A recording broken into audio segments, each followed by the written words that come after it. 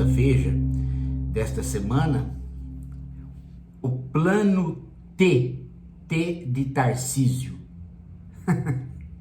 Bom, pode ser até interessante escrever o plano T de Tarcísio, mas também o plano T da letra T somente, que vai lá para o fim do alfabeto. Ou seja, não tem plano B, C, D, E, F, G, H, I, J, K, não tem plano. Então sobrou lá o plano T de Tarcísio. Mas não foi assim que a Veja abordou. Ela abordou seriamente. Ela realmente fez uma capa de plataforma política. Em outras palavras, ela lançou o Tarcísio. E lançou o Tarcísio num momento propício. A popularidade do governo Lula e não do Lula não está boa. É hora da direita se pôr. E ela se pôs. Tem agora candidato. O problema todo, gente, é que no mesmo dia, ou também essa semana, as bravatas do Bolsonaro continuaram. Ele simplesmente disse: só morto eu indico outro candidato que não seja eu. Em outras palavras, de novo a bravata, porque lembram? Só morto eu saio do Palácio do Planalto. Aí saiu correndo e fugido para os Estados Unidos. Né? Agora só morto não indico, vou indicar outro que não eu. Vai indicar e o que é pior, vai lamber a bota do outro. Tanto é que já está lambendo. Ele chamou o Tarcísio para testemunha dele no processo agora do STF. Então esse Bolsonaro, gente, ele é um cocô ambulante, ele é um covarde, um falastrão, um tonto. É isso que ele é. Agora, o interessante é a maneira como a Veja lançou o Tarcísio, né? De terno e gravata, na cadeira, como se ele fosse realmente um candidato. Mas ele não é nada. Ele não é alguma coisa melhor que o Bolsonaro. Ele é o mesmo lixo. A administração dele em São Paulo é um lixo. A gente vê pela situação que está São Paulo num crescimento de violência da polícia contra o cidadão. Então, para onde vai isso? Então é importante que a gente situe a questão voltando não aos problemas da direita, mas voltando aos nossos problemas, aos problemas da esquerda. O problema da esquerda hoje no Brasil, o problema mais imediato é que nós tivemos um PIB alto, bom, crescimento econômico como se falava que ia ter dentro das esquerdas. Nós tivemos o desemprego praticamente desaparecendo, como se falava dentro das esquerdas. Mas há uma coisa que se falava dentro das esquerdas, mas não de hoje, lá para trás, que era a história do brasileiro ter que comer 3 vezes por dia. Você sabe que o Lula vem colocando esta bandeira desde o primeiro governo. O Brasil é um país que precisa acabar com a miséria, acabar com a pobreza. O brasileiro tem que poder fazer 3 refeições por dia, bem feitas. E viver né, num ideal que o Lula colocava, né, que é ser um tipo de classe média, uma vida de classe média. Aí está o problema. Por quê? Por conta da alta dos preços dos alimentos. Muita gente chega e diz, por conta da inflação. Este nome, inflação, atrapalha demais as esquerdas. O bom é entender alta dos alimentos e não inflação, porque inflação leva você a pensar que você tem uma alta generalizada de preços. E não é assim. E inflação leva você a fazer uma disputa sobre teorias da inflação para o Brasil. E aí as coisas se complicam. Então, a melhor maneira de tratar o problema é o que é que está aumentando. Não falar em inflação, mas localizar o que é que está aumentando. O que é que está aumentando? O custo de vida da população brasileira está pegando no âmbito dos alimentos. Pode ser que daqui a pouco pegue em outros lugares, porque isso vai fazendo uma cadeia. Mas no âmbito dos alimentos há um problema. Esse problema tem que ser abordado, gente, de uma maneira a considerar seriamente a possibilidade de um plano a médio prazo. Eu sei, gente, eu sei que falar isso para dentro das esquerdas é uma coisa louca. Por quê? Porque as esquerdas pararam de pensar o país já há muito tempo. A direita nunca pensou, né? Mas as esquerdas pararam de pensar o país já há muito tempo. Elas vivem do quê? As esquerdas estão vivendo, nós todos, de sucessos do candidato Lula. Ah, mais 4 anos pro Lula. Mais 4 anos pro Lula. Ah, não deu Lula? Mais 4 anos para ele indicar, Dilma, Haddad, sei lá. Mais 4 anos pro Lula. E aí, chega uma hora que você passou 20 anos e não fez o que tinha que fazer. Então, é bom que o Lula comece a pensar na vida dele como estadista. E pensar a seguinte coisa: não importa 2026. Lá em 2026 eu vou pensar no candidato, se sou eu ou outro, mas no momento agora eu tenho que dar conta deste problema e encaminhar soluções para além de 2026. O problema dos alimentos, gente, não tem nenhum economista sério de esquerda que não diga a seguinte questão: tem que ser equacionado através da ampliação do pequeno e médio produtor. Então, a reforma agrária. Tem que ser equacionado junto com uma linha de crédito especial para o pequeno e médio produtor, que já existe, mas ela não é a menina dos olhos do governo, ela não é cuidada.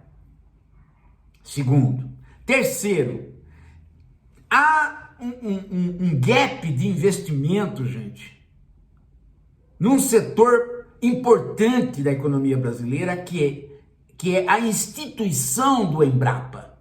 O Embrapa, né, ele tem que ter uma proeminência.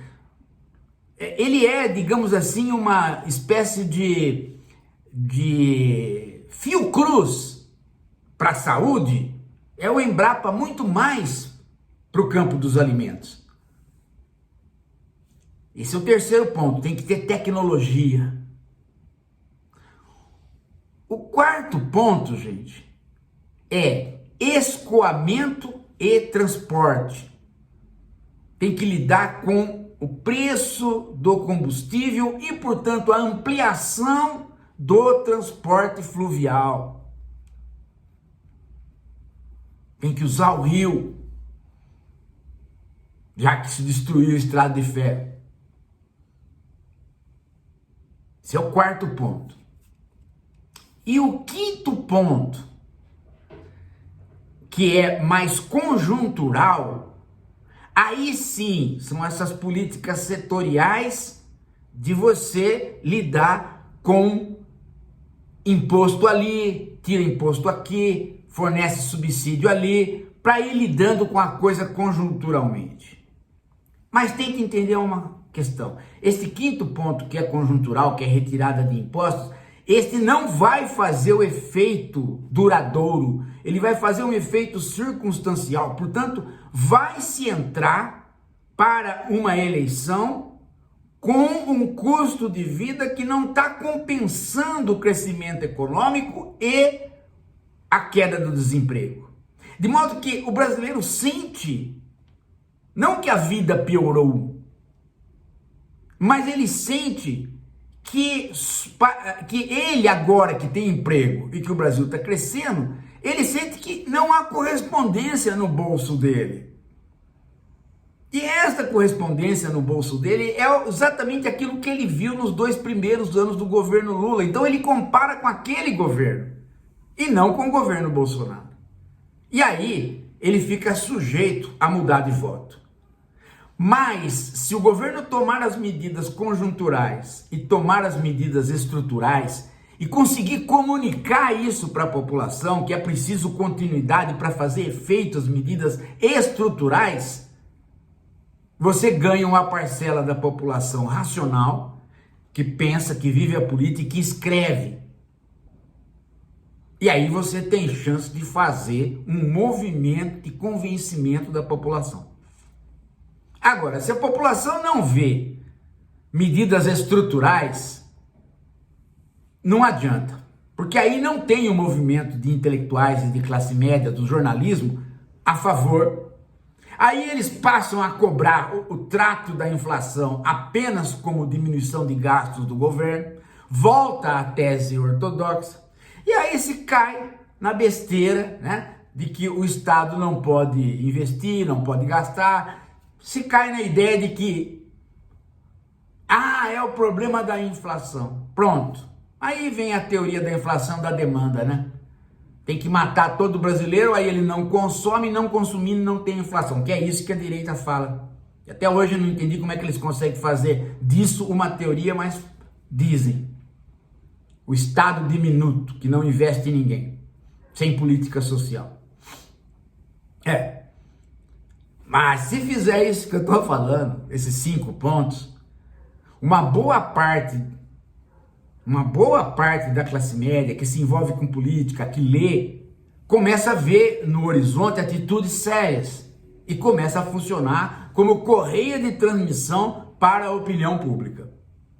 E isso, o PT sabe, as esquerdas sabem, é a única coisa que faz realmente existir um movimento de esquerda. É a opinião pública esclarecida a partir de fatos sérios. Não tem isso, não adianta. Falar que vai fazer, mas não fazer, esperar, falar, vamos ganhar a eleição para daí fazer, não. Começa agora essas medidas. Um país de pequeno produtor, gente, tem que estar no horizonte de um governo de esquerda. Se não tiver no horizonte do governo de esquerda, com reforma agrária, né, aumento do pequeno produtor, crédito, tecnologia e a volta, que eu já estou repetindo aqui, a volta dos estoques protetores e dos estoques reguladores. O que é um estoque protetor e regulador? Um estoque protetor é o seguinte: você produz, vai perder. O Brasil perde muito em desperdício.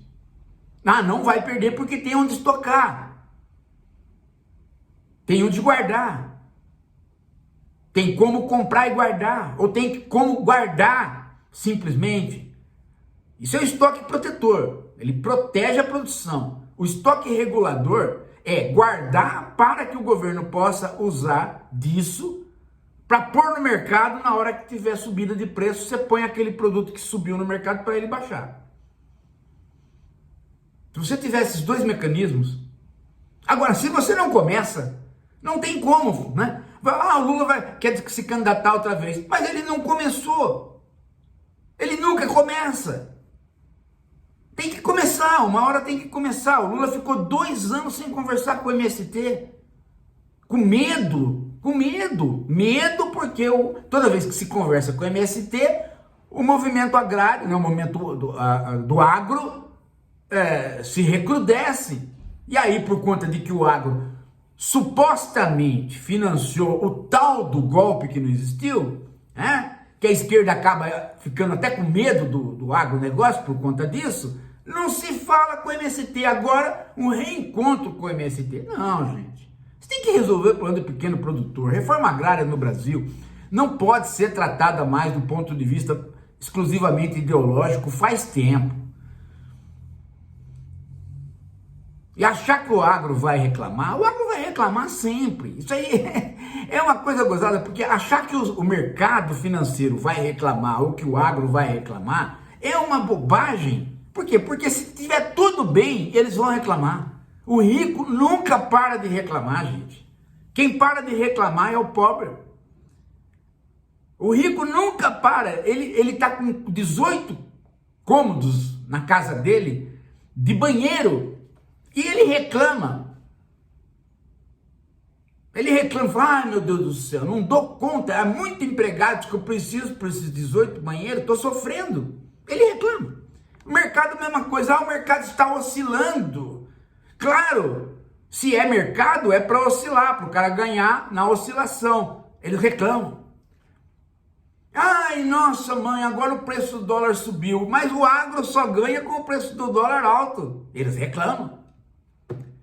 Satisfazer a direita é impossível.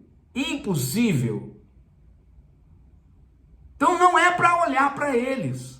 Fica olhando para eles, com 2 anos sem conversar com a MST, olhando para o agronegócio.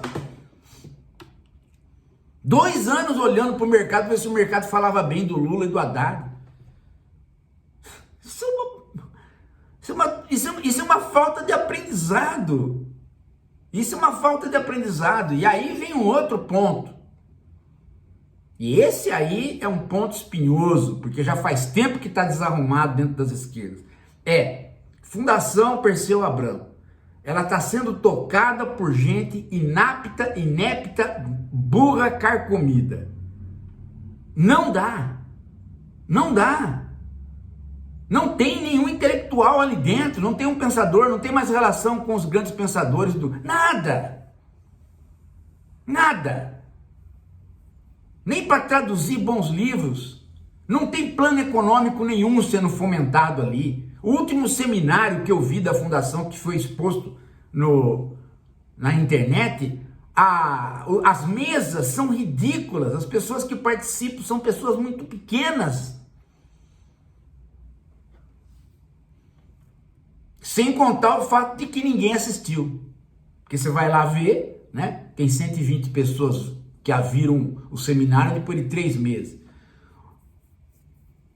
O pouco que tem é porque a gente aqui no canal fala que existiram os seminários. Então, que fundação é essa? Que fundação é essa? Né? É muita iniciativa. Fundação Perseu Abramo, Instituto Lula, é muita iniciativa. E não tem mais mão de obra para tanta iniciativa. Tem que centrar os esforços. Fora o fato, né? Fora o fato de que esses esforços têm que ser feitos por intelectuais. Agora, quer ouvir sempre os mesmos? E os mesmos já não estão mais funcionando? Então como é que faz?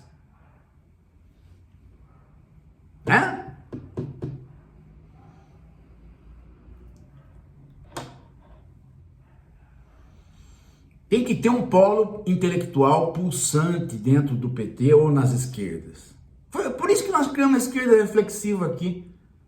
É mais de 500 mil de pessoas inscritas. Chega e-mail de tudo quanto é lado. Então você tem um polo de pensamento. Mas esse é um polo de pensamento exterior a partidos. Ele é para fomentar o pensamento da esquerda em geral. Eu funciono apenas como porta-voz dessa ebulição intelectual que existe no canal. Isso ajuda. Isso às vezes faz a pauta até de jornal. Mas o próprio PT tem que ter a fundação dele. Tem que ter os intelectuais dele. Não é esse pé rapado que estão por aí, pô, ou influencer, pelo amor de Deus, né? Ou então transformar a Janja em pessoa intelectual que dá linha para Lula. Tenha santa paciência, né? Não, isso aí tem que ter uma coisa um pouco melhorzinha, né? Um pouco melhorzinha.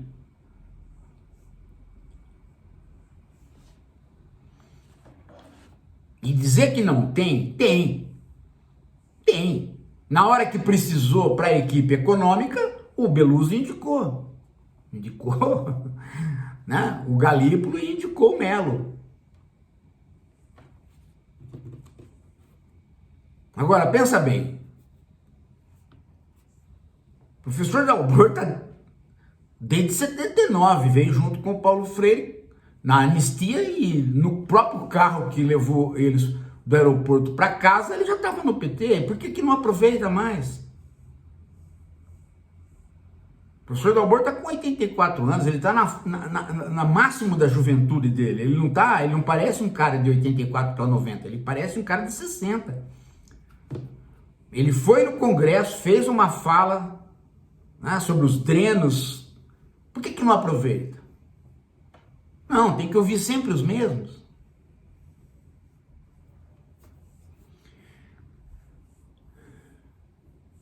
Daqui a pouco a gente volta.